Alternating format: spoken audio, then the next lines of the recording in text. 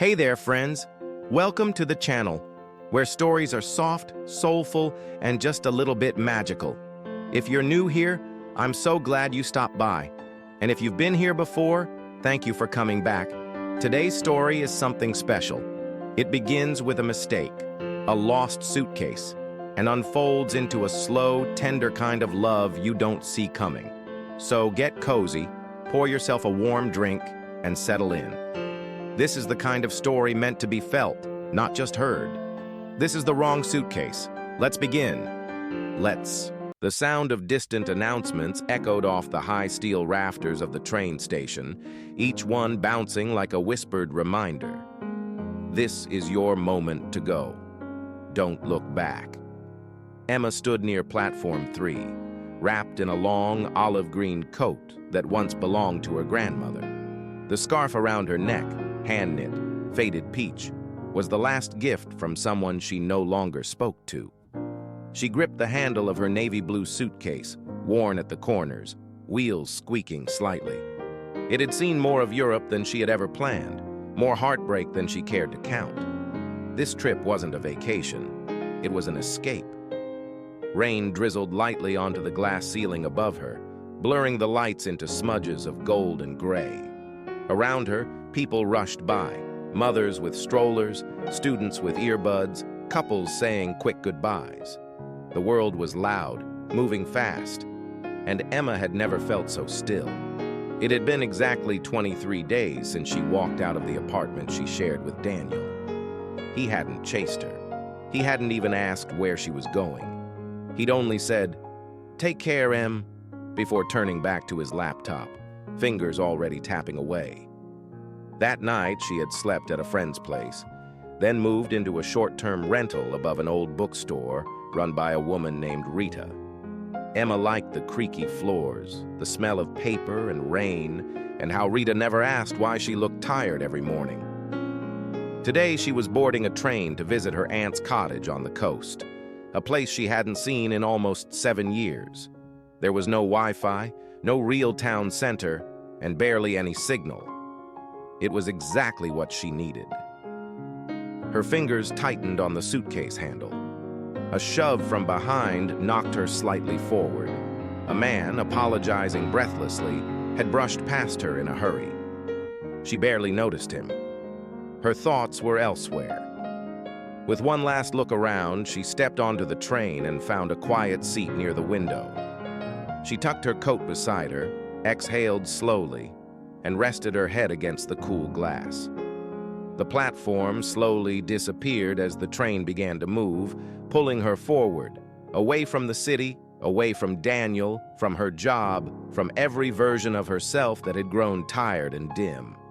Half an hour into the ride, she reached down for her book, and that's when she noticed it.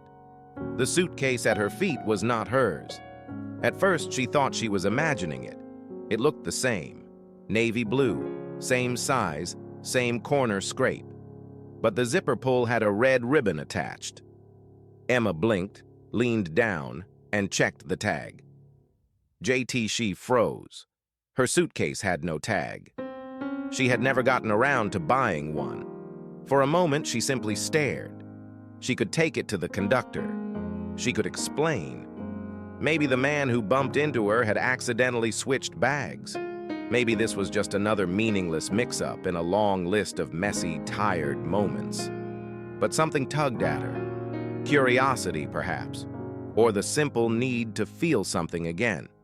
She unzipped it. Inside, she found clothes, folded neatly. Nothing that stood out. A gray sweater, black jeans, a scarf, soft, deep green, expensive. Beneath the first layer of clothes was a sketch pad, old, worn at the edges. She hesitated, then flipped it open. Portraits, dozens of them. All pencil, all done with incredible care. Faces of the same woman, reading, sleeping, laughing, in cafes, on a swing, under a streetlight. Some were just fragments, the curl of hair behind an ear, the crease of a smile, a hand resting on a coffee cup. Emma turned the page. More drawings. On the back of one was written, "She didn't know I kept sketching her after she left." Maybe that's why I can't stop. She swallowed hard. There was more. Tucked beneath the sketchbook was a bundle of letters tied with thin twine.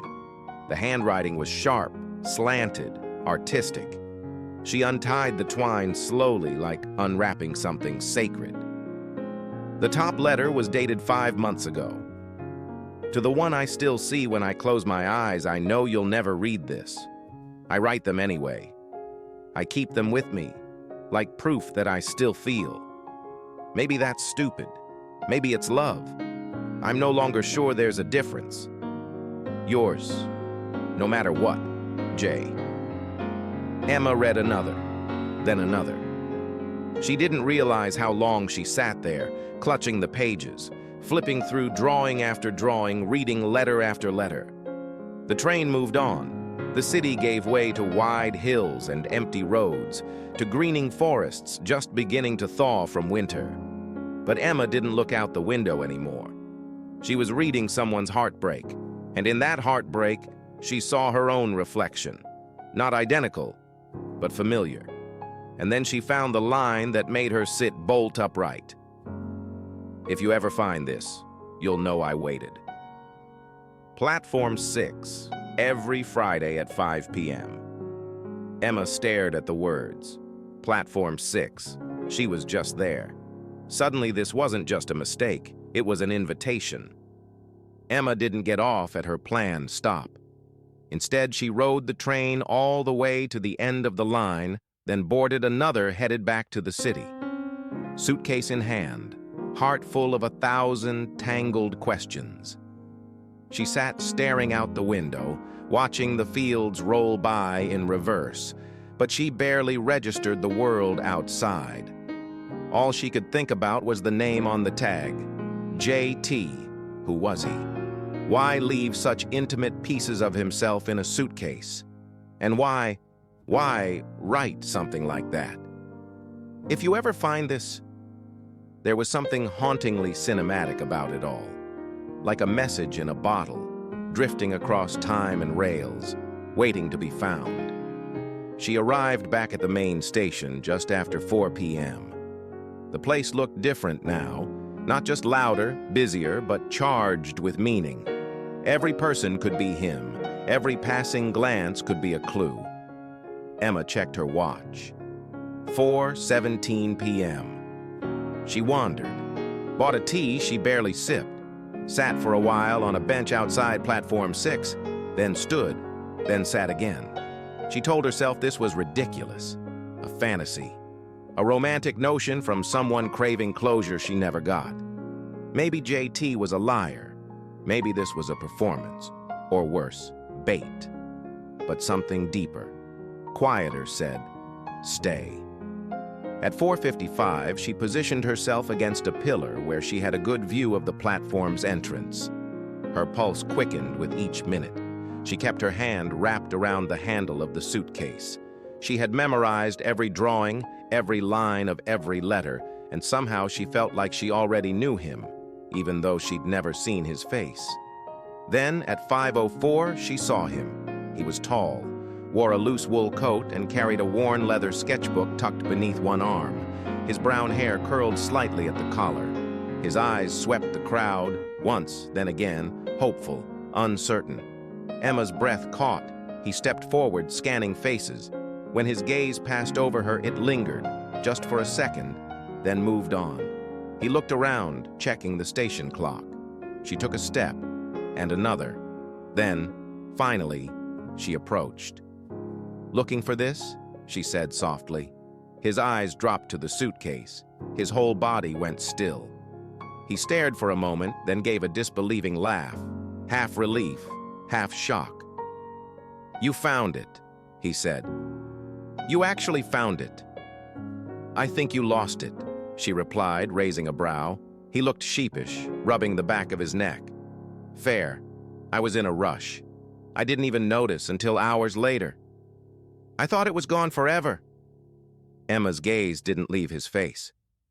"I read the letters," she said. He blinked. His smile faded, but he didn't look angry, only vulnerable, exposed. as if standing in the middle of a dream gone real.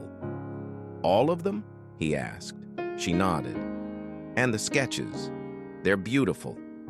He looked down. "I wasn't going to share them. I mean, they weren't meant to be public." "You wrote them to someone who isn't here," she said. "But you kept them with you. That means something." He gave a dry laugh. "Maybe. Or maybe it just means I'm terrible at letting go." There was a silence between them, filled only with the low hum of the station, the distant rattle of another train arriving. Emma hesitated. Was she real? He met her eyes. "Yes, Sophie. We were together for 2 years. She left for New Zealand to work on a documentary, said she needed to go find herself. I told her I understood. I told her I'd wait." Emma nodded slowly. "She never asked me to," he added, "but I waited anyway."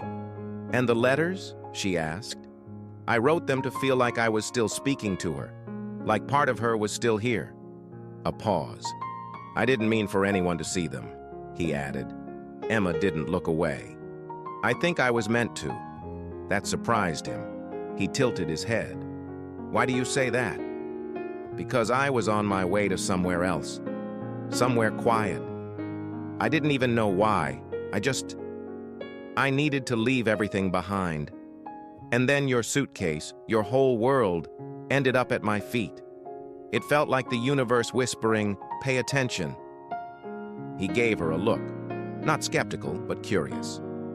"What were you leaving behind?" Emma exhaled, folding her arms. "A life I no longer recognized. A man who didn't really know me. A version of myself I didn't want to be anymore." He nodded slowly. "So, what do we do now?" She smiled faintly. "Coffee?" They sat in a corner booth of a small cafe inside the station. Mismatched chairs, chipped mugs, the scent of cinnamon and burnt espresso.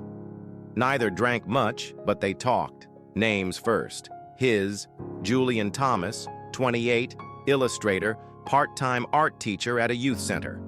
Hers, Emma Calloway, 31, freelance copywriter, current resident of a bookstore attic. They spoke cautiously at first, circling around safe topics, train stories, bad dates, favorite books. But it didn't take long before they drifted into deeper waters. Julian told her how drawing became his way of remembering. "Sometimes I feel like if I don't sketch something, it didn't really happen," he said. Emma shared how she used to write short stories in college, how Daniel told her they were a waste of time. "I haven't written in 3 years," she said, "not since the rejection started piling up." He leaned forward. "What if you tried again?" She gave a soft laugh. "What if you stopped writing to someone who isn't coming back?" That made him smile.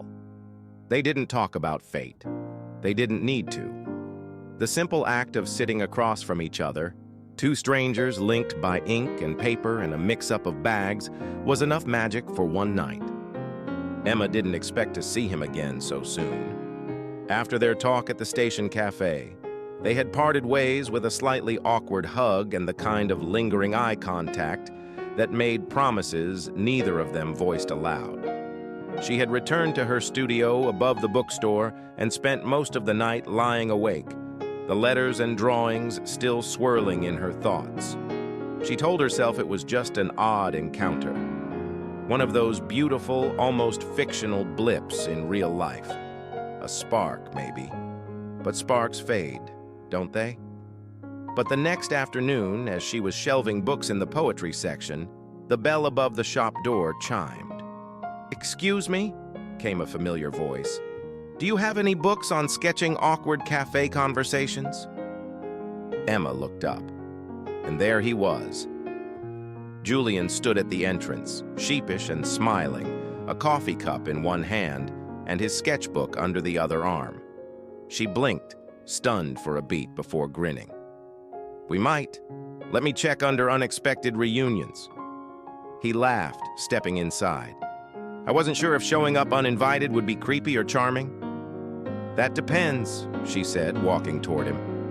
"Is that coffee for me?" He extended it. I owed you for returning my suitcase and for not mocking my letters. She took the cup, tempting as it was. That afternoon melted into evening. They sat on the steps outside the shop, watching the sky blush into dusk.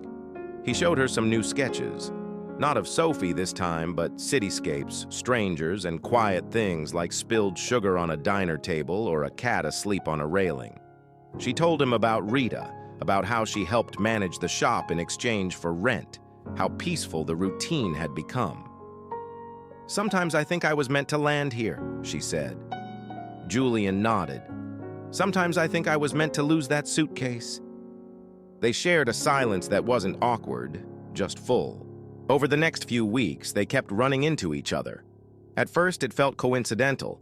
They'd bump into each other near the train station, at the market, once even at a laundromat.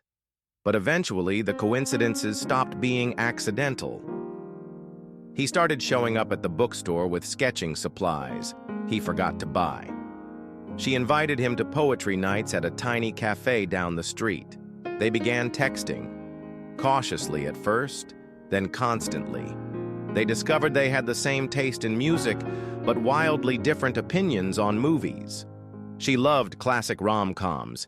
He insisted on indie dramas where nothing happens but everything matters. They shared sidewalk conversations that lasted hours, talked about favorite childhood memories, worst breakups, weird dreams. Emma told him about her fear of becoming invisible. Julian told her about the year he didn't draw at all. It was like losing a language, he said one night, as they sat beneath a flickering lamppost. She looked at him sideways. And now? He glanced at her. Now I think I'm learning a new one. It wasn't perfect. Sometimes Emma still woke up anxious. Her past clung to her in quiet ways, like the way she hesitated before speaking her mind, or how she triple-checked her messages before sending them. Julian noticed.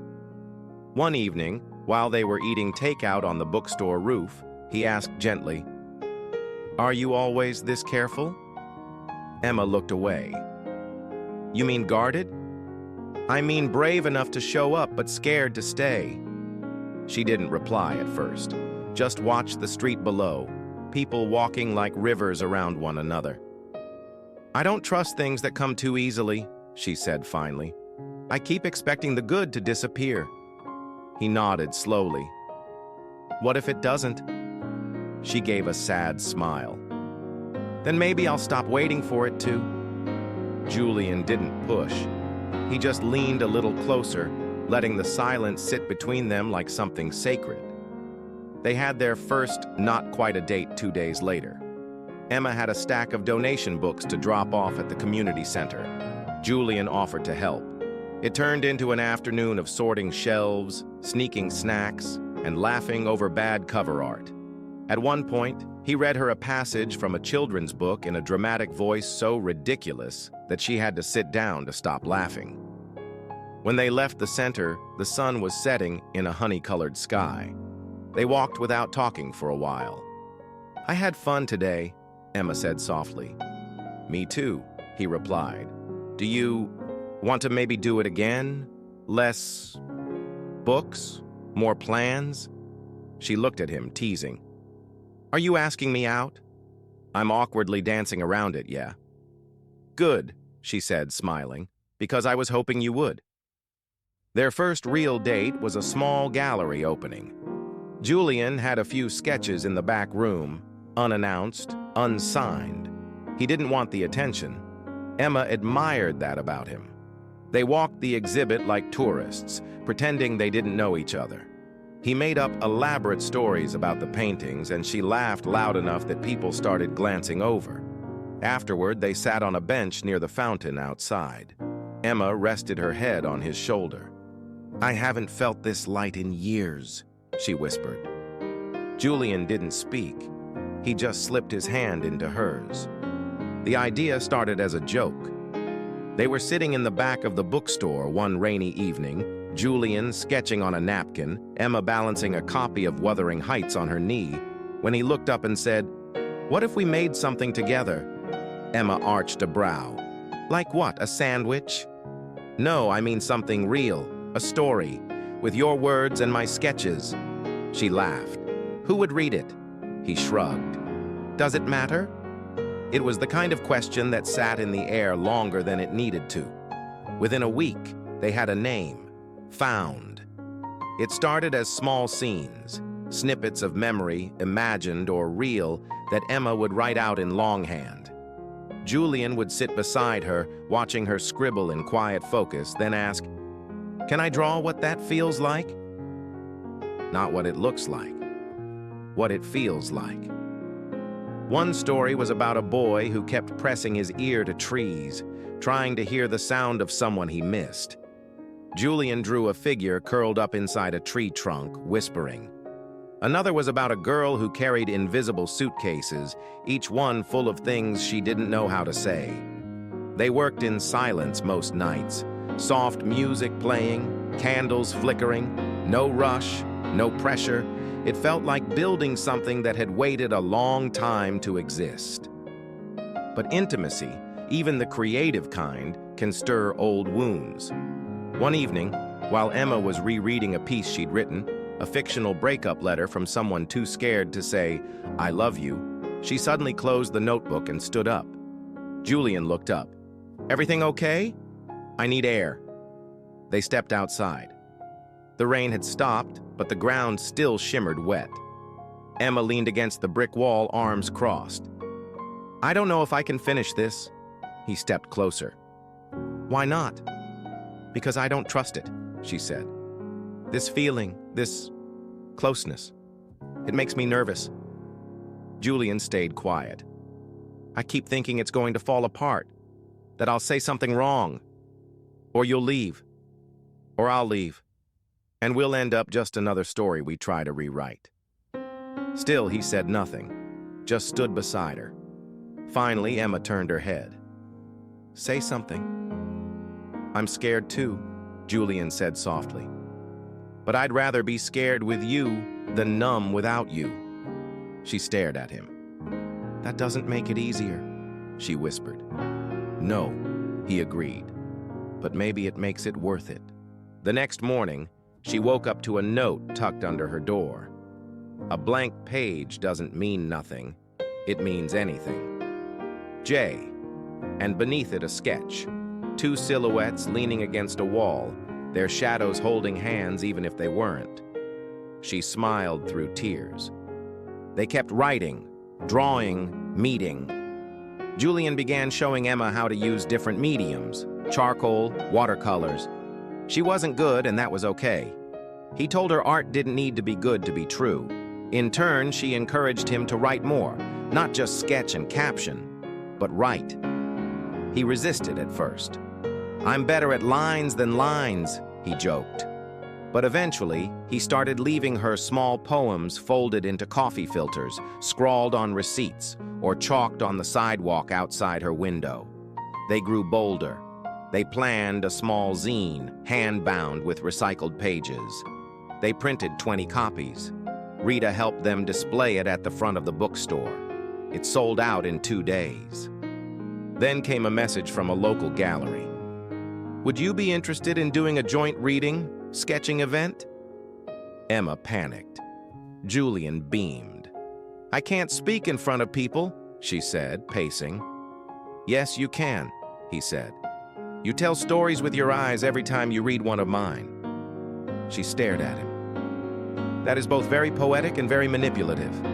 He smiled. "Is it working?" It was.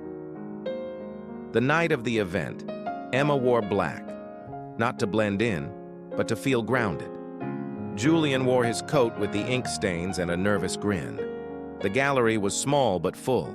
People leaned in close, fairy lights twinkled. A man with a cello played in the corner. Emma's hands trembled as she stepped to the mic. She took a breath, then another, and then she read. "We spend so much time looking for someone who won't leave. We forget how to be found." Her voice was steady. Julian stood behind her, sketching live as she spoke. On a screen beside them, a face took shape, then two, then the outline of a train, a suitcase, a girl standing still while the world moved around her. When she finished, there was silence, then applause, then something better, a shared glance that said, "We did this. Together."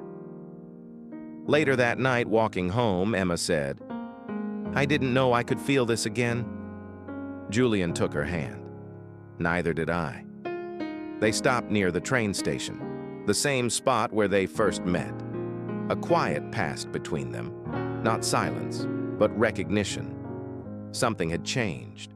They had started as an accident, but now they were a choice. "I think I'm falling in love with you," Julian said, almost too quietly. Emma's eyes softened.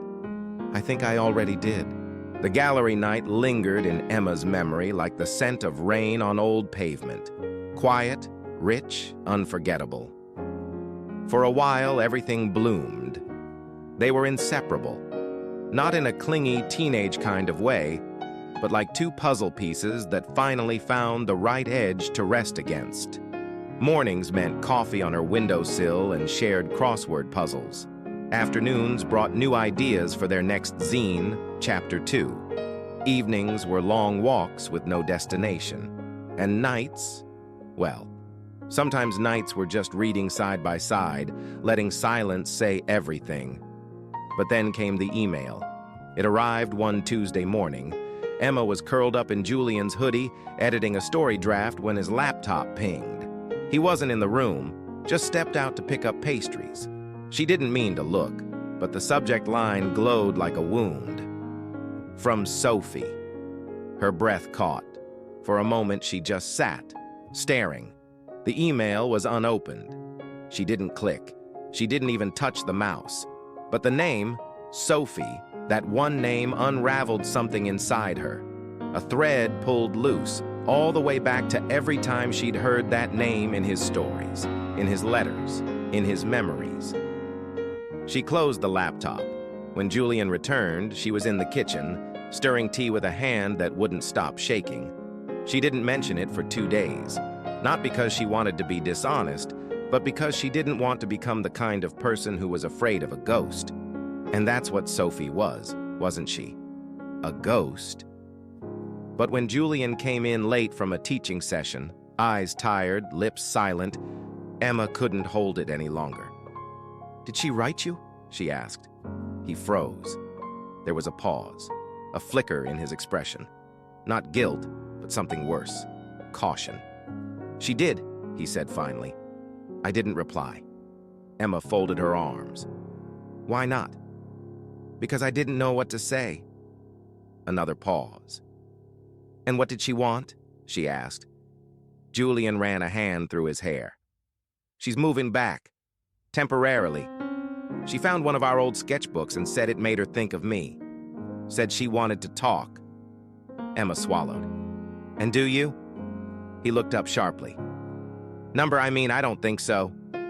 "You don't think?" "Emma, no, it's okay, I get it. She was everything, right?" He stepped closer. "She was my past. You're not." She turned away. "I just don't want to be someone's next. I want to be someone's only." His voice softened. "You are."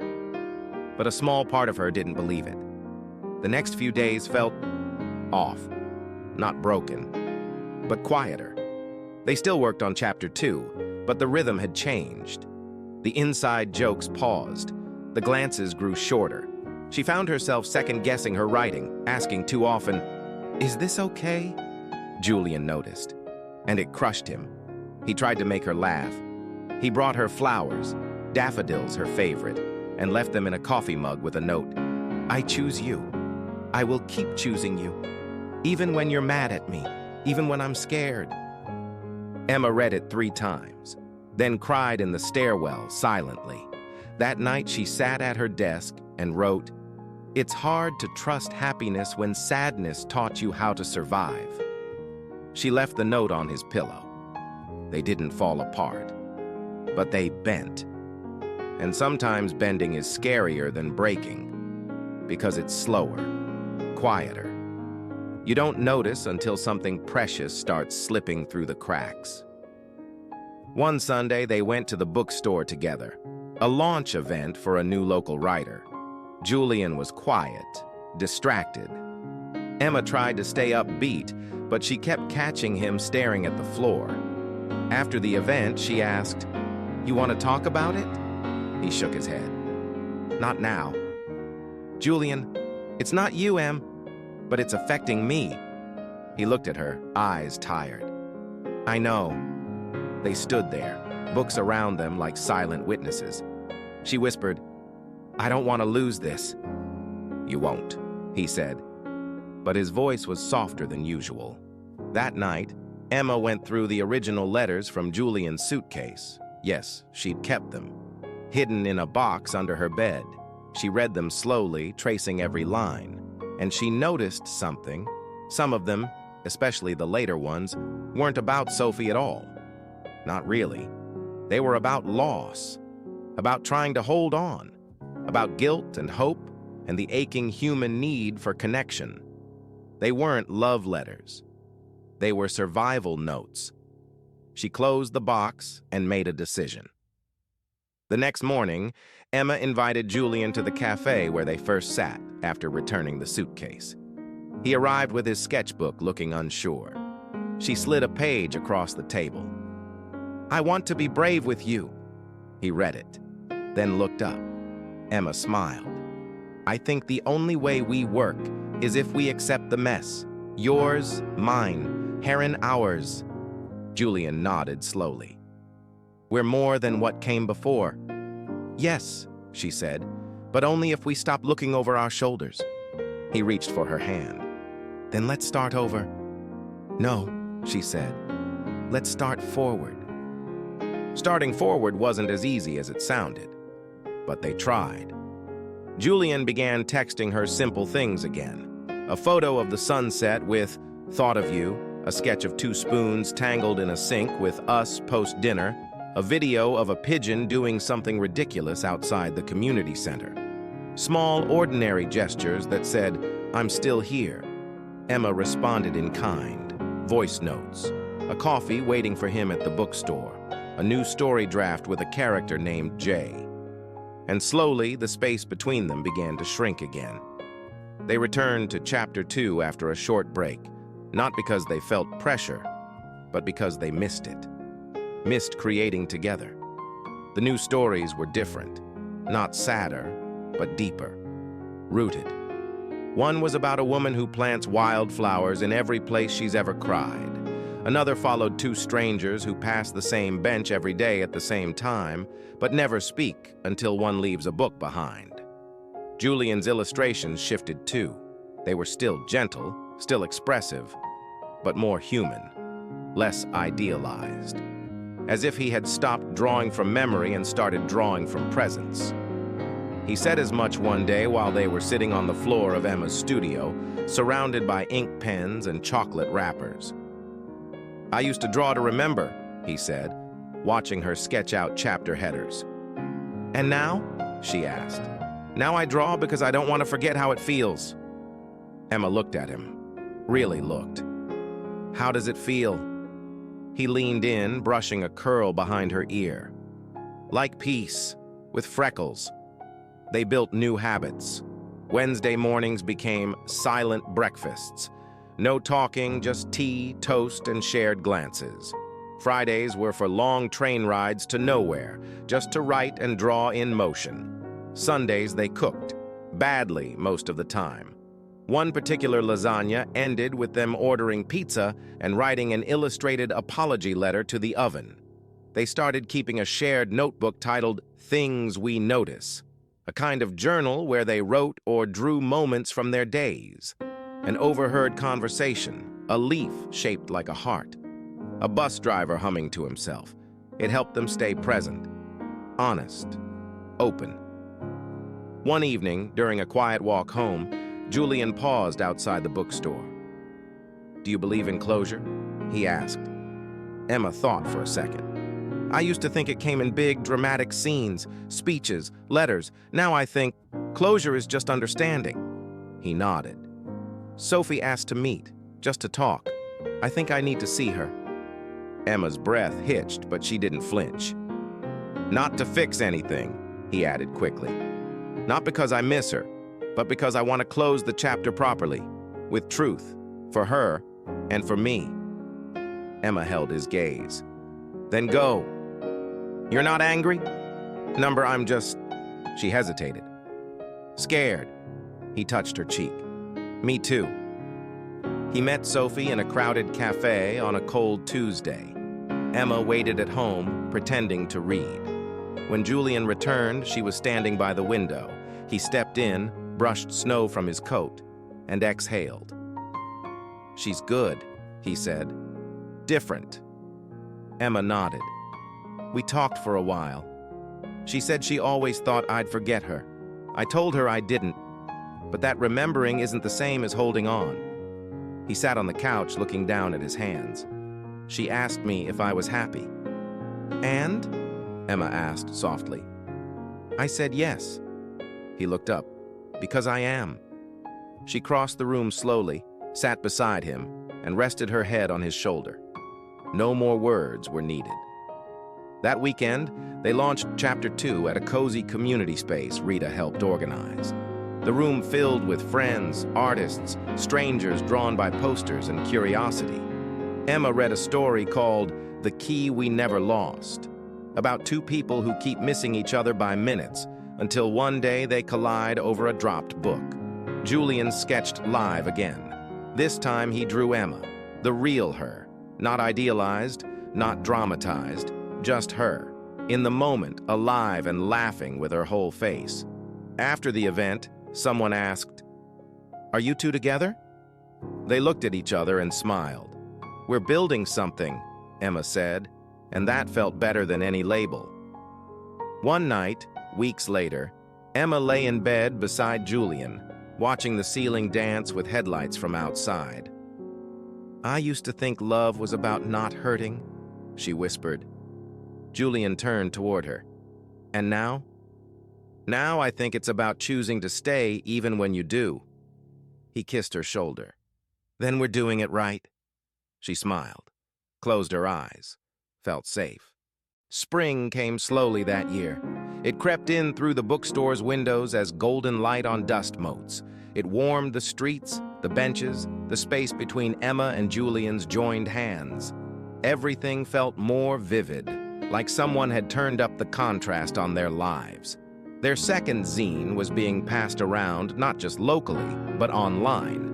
A popular blogger featured it with the headline, "Love in Sketches and Sentences." A publisher sent a message asking to meet. And then, almost too fast, opportunities started knocking. Emma got offered a residency in Florence. Julian was invited to illustrate a children's book in Montreal. They stared at each other after the news dropped, seated on the same bookstore steps where they once drank lukewarm coffee and joked about sketching awkward silences. 6 weeks, Emma said. 8 for me, Julian added. It didn't sound like forever, but it didn't feel short either. We could postpone, Julian said carefully. Emma shook her head. This is what we wanted, remember? He smiled, but there was worry in it. Yeah, we just didn't realize we'd have to want it apart. They planned carefully. Video calls, daily messages, shared journals. Emma made him a things to sketch list, quirky markets, tired cats, umbrella shadows. Julian gave her a tiny notebook titled, For When It's Late and You Miss Me More Than Sleep. They packed, hugged, kissed, tried to memorize the shape of each other's laugh. Emma left first. The flight was long. The apartment in Florence was smaller than expected, but the city was a dream. Cobbled streets, espresso so strong it kept her awake with ideas, and an endless hum of art in the air. She met poets, ate with strangers who felt like friends, walked hours alone and didn't feel lonely. But at night, when she lay under unfamiliar ceilings, she missed Julian with a dull ache. Not sharp, just steady. Julian struggled with the cold in Montreal. He rented a tiny studio with cracked windows and a landlady who called him darlin' and left baked goods at his door. He poured himself into his work, sketching dragons and pirate ships and moon-chasing children. The book's author was kind, funny, brilliant. Her name was Ava. Emma saw a photo of her on Julian's feed once and felt something tight in her chest. She didn't say anything, but she wrote about it in a voice note she never sent. Week 3, they missed a call, then 2.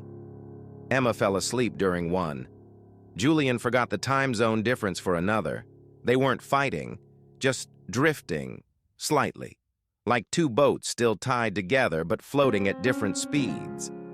Emma sent a message at 2 a.m. "I'm not scared you'll stop loving me. I'm scared we'll forget how to return to each other." Julian answered an hour later. "Then let's promise never to stop trying." They each had hard days. Emma cried once after a reading when someone called her stories lightweight. She didn't tell Julian, not right away. Julian froze during a presentation. His hand trembled. He didn't finish the last drawing. He did tell Emma, and she listened quietly until he breathed again. They learned to be gentle from a distance. When they reunited at the station, the same one, the same platform, Emma saw him before he saw her. He looked older, not in years, but in presence. She ran. They collided like wind and earth, quiet at first, then unstoppable. No dramatic kiss, just hands on cheeks, foreheads pressed. "I missed your face," she whispered. "I missed the way you say weird things at 3 a.m., he replied. They laughed. They cried a little too. And then they walked, side by side, fingers twined, to the same bookstore steps where it had all begun.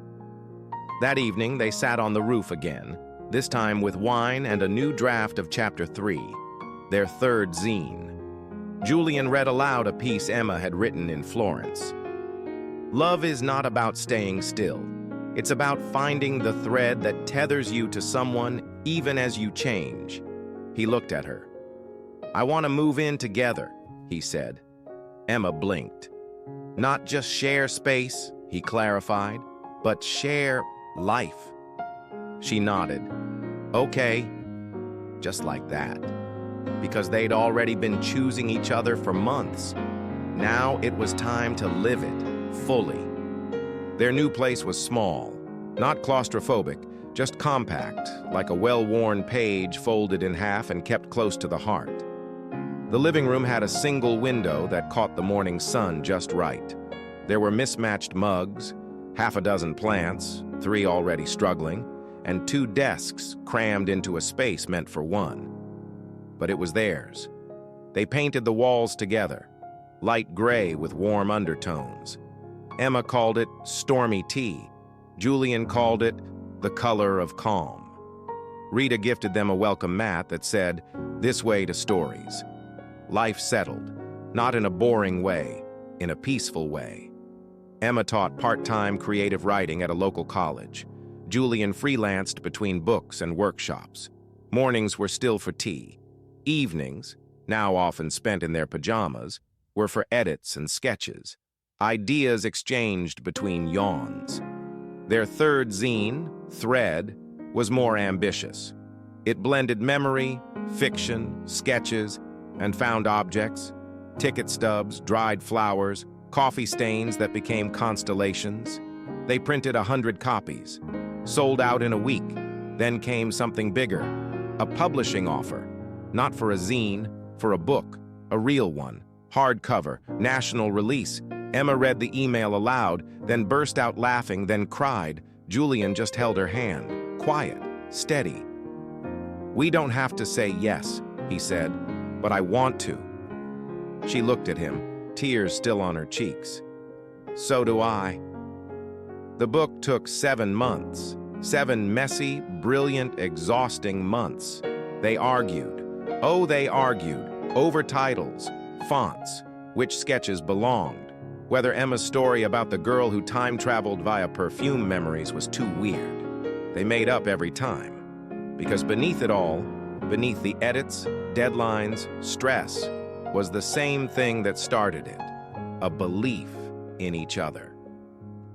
The book was titled Found, Stories from the Other Side of Almost. On the dedication page, they wrote, "To the one who carried my suitcase when I didn't know where I was going." Their launch event was held in a converted train station, full circle. Old benches, flickering bulbs, art on the walls. Friends came. Readers they didn't know showed up too, clutching zines with dog-eared corners. Emma read a new piece, not fiction this time, a letter to Julian. "You once wrote letters to someone who never read them. I write this now to someone who never stops reading me. Thank you for seeing me, not as I was, but as I am, and as I'm still becoming. I love you, not for what you fix, but for what you hold gently." Julian didn't say anything. He just walked up and kissed her. Long, soft, sure. The room burst into applause, but in that moment, the only sound that mattered was his heart, and hers, keeping time. Later that night, they lay on the couch, exhausted but giddy. Emma rested her head on his chest. Julian's hand traced idle lines on her arm. "What now?" she whispered. Julian smiled. "Now we live." And after that, he kissed her forehead. "We write. We love. We forget to water the plants. We get better. We stay." She smiled against his skin. "We stay." Somewhere in their closet, there's still a navy blue suitcase. The zipper's broken now. Inside it, a sketch pad, some old letters, and a copy of their first zine. They don't open it often, but they keep it close, because every once in a while they like to remind themselves, a wrong suitcase changed everything. The end. Thank you so much for listening. I hope this story touched your heart in some quiet, meaningful way. If it did, please give it a like, leave a comment, or share it with someone who still believes in love, even when it comes softly.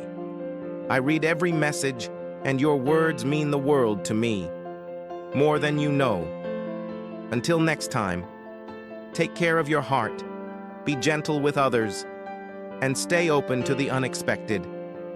With love, from me to you.